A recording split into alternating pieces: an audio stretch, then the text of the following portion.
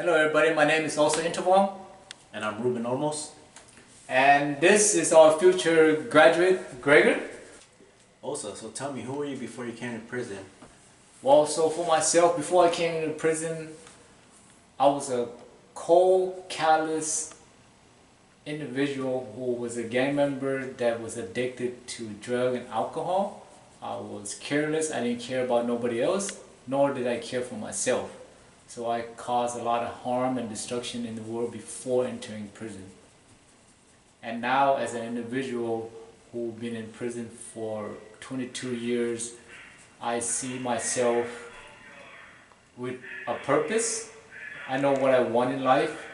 I want to create healing in this world for all the destruction that I have caused in my past life. I want to live life on life term instead of trying to make life on my term, right? So, how about you? Before I got incarcerated, I used to just do whatever I felt like doing.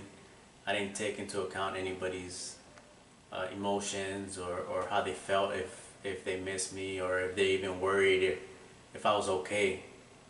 And it kind of made me callous towards other people's emotions, other people's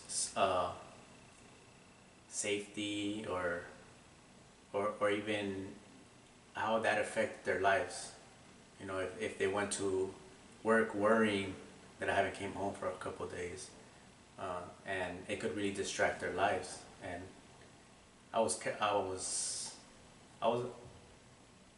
I didn't pay much attention to that. It was just about me. So you live life just basically on you and your term and nobody else. Exactly.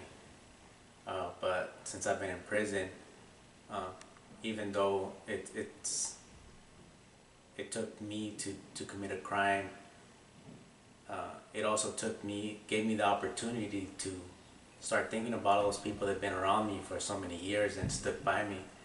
And I started taking into account all they have done for me, all they worried for me, and it's given me a time to think, to know that my life has to change, and everything I do from now on is not only for them, but everybody that surrounds me and supports me. So how's this prison experience for you? So for myself, prison has been a long journey, right? To say at the least. I came and got my prison number in 1999 and started in the highest level with maximum security prison at Salinas Valley when it first, a couple years after it opened, and seen the horror there. And then slowly made myself down to level 3, level 2, and spending 22, 23 hours out of the day in the cell. Right, was horrible in level 4, and then went to level 3. Level 3 was almost similar. I finally got some kind of programming when I got to level 2, where I got myself into some rehabilitative program, college, earn a business degree, and then now working on a human development, human service degree to go into the career that I want to go into, which is counseling and therapy. I want to give back and seek to heal part of the world that I have been a part of. That's good to know. So what led you here? So in my search for growth and recovery and understanding of myself, it led me here to New Life K9, right? And New Life K9 has given me the opportunity to further my growth, my recovery as an individual.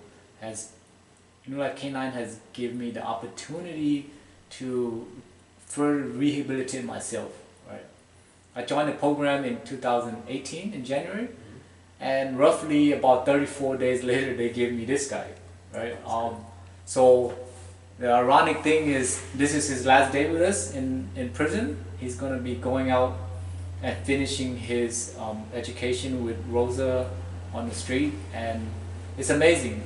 He has taught me more about myself than I could possibly imagine. So his mission in this lifetime is to save lives, and I think he has started that journey by saving my life, right? He has taught me how to be a parent, how to love again, how to care, and how to be responsible, right? Rosa and Nicole had me him when he was just 9 pounds, and I was at shop. I didn't know what to do, but they trusted me, and he's on his way to become um, become a service dog where he will save a life, right? Something that I couldn't really do, right? So indirectly, this young fella right here, well, he's 2 now, 2 and some change, so he's actually old for a dog now. He will be going out to save a life, right? I can't fully make amends for all the harm I have caused in this world, but at least I know I have poured all the goodness I have in myself into Gregor and sent him out into the world. And that is something that New Life K9 has given me the opportunity to do. Through my 20 years of incarceration, I couldn't really find something to be a part of that will give me that opportunity, right? Yes, you make donations, you send your artwork out, you do little things, but this you see tangible work go out into the world for those who have sacrificed their life for us, for our freedom, and that is immeasurable. You know, I'm lost for words to discuss and think about it, and I'm thankful. Right, my greatest gratitude to New Life K9, to Nicole, Rosa, Nolan, and Jack and his family who founded New Life K9. Yeah, I guess I could go on for days, right? But how about yourself? What led you here, and how was prison life like before you even got to New Life K9? Well, when I came to prison in 2001, I was sentenced to a life sentence. So I kind of left a lot of things behind and tried to adjust to my life, that which is going to be prison for the rest of my life. In those days, board was just a place you go to tell you that you're getting denied and good luck, go back to your cell and come back another 5 years. It was very rare that anybody got found suitable, so to even believe that one was going to get set free on board was a hope that you didn't want in your heart, because that might be the thing that brings you down in prison. In prison you have to be hard, you have to be callous, just to survive, you know. The yards in those days were very, very ruthless. It was a place that if you did not watch your back, if you did not watch what you said, if you didn't watch who you hung around with, it could be dangerous for you or for anybody around you. It took a long time, and it got to a point where in my life I got tired. I needed change, and I kind of gave up on myself until somebody in my family came along, and I felt that I had to change for them, you know, not for myself but for them at first. So I started changing my life for them so I could be a better person for them. So that's what prison do to us, right? In the beginning, when we did go through the level 3 and 4, it made us lose hope, right? As Yes. individual, I could relate.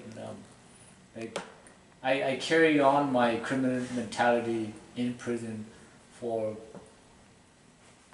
over a decade, right? Not realizing that I was still causing harm and destruction in this world, because we were living in this world of our reality is that we didn't have hope. We didn't see light at the end of the tunnel. All we see was day-to-day function with no hope, and for us, we were almost like zombies walking around. Yeah. So what led you here to CMC and New Life K9? Well, for a couple of years, as I started my change, I got myself in a lot of programs, self-help, college. Then I came to a level 2, and the level 2, I did the same thing. I kept on doing the programs, I kept on going to college, and I'm towards the end of the classes that I could take for my future career, that I want to be an engineer someday.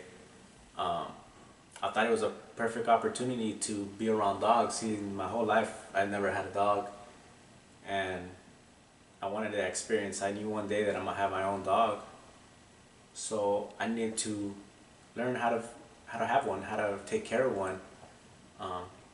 Once I interviewed and got the position to be in this program taught me a lot of things. Everything that I've learned through self-help and through college, it actually gave me a chance to put that knowledge into work, especially with these dogs. You know, have patience with them, teach them. When I got into the program and I got set up with Gregor myself, so I've been with him the last 4 months, and he's taught me a lot. I know my time has been limited with him, but I feel that he taught me a lot, and hopefully that knowledge that I learned, I could pass it on to the future dogs that I'm going to be taking care of. So what do you plan to do after New Life K9? My life after New Life K9 will be after parole. Right? I don't see myself doing anything else in prison beside being a part of New Life K9. As long as it exists in CDCR, I will want to be a part of New Life K9. And I want to be a part of New Life K9 after I parole. I've been working on a career of being a counselor or therapist in the addiction treatment field.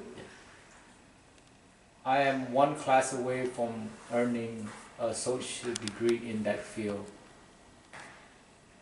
with hope that when I parole, I will be able to open maybe a transition center, a sober living home, something of that nature, where I could utilize my skill as a prison facilitator, and as somebody who have education behind that, and also a business degree into that. After I get released, I still hope to be part of the New Life K9 program in some manner. It's like New Life K9 is like a family, right? Like Yeah, a little it is. family. I mean, that, like, once you're in, you're like this alumni of New Life K9 that you can't shed, right? Like it's like a badge that you wear. I mean, in all words, it's like a tattoo that you get on that would never go away, right? It's like the people that were in the program before, when they got released, you're still somehow in contact with them, and you hear about them still in the program, still volunteering or even working with them.